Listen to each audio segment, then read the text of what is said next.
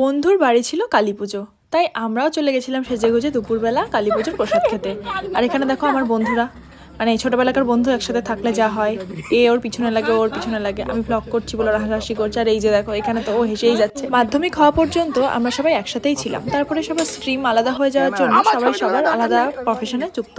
তো এখানে আমার বন্ধুরা এই যে কেউ মুখ দেখাবে না, আর আমি ব্লগ করছি বলে তো মানে ওরা হেসেই গড়িয়ে যাচ্ছে কেন আমি ওদেরকে ভিডিওতে নিচ্ছি, এটাই হচ্ছে ব্যাপার।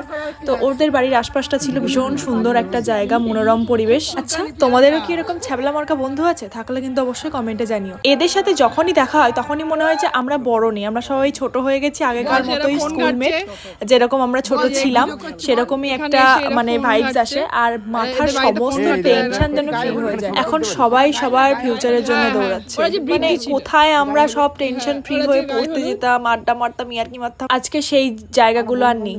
যাই হোক, যতটা আর কি এই বয়সে এসে একসাথে মিট করা যায় এটাই। এরপরে কারোর বিয়ে হয়ে যাবে, কেউ কেউ দূরে চলে যাবে, কোথায় সবাই ছড়িয়ে ছিটিয়ে যাবে। তো তোমরা যারা ভাবছো বড়দের লাইফটা ভীষণ সুন্দর, একদমই না। আমরা এখন মিস করি স্কুল লাইফের দিনগুলো, ছোটবেলার দিনগুলো, বিশেষ করে প্রাইমারি থেকে 12 অবধি। এই জীবনটার মতো তুমি জীবন আর কোথাও খুঁজে পাবে না।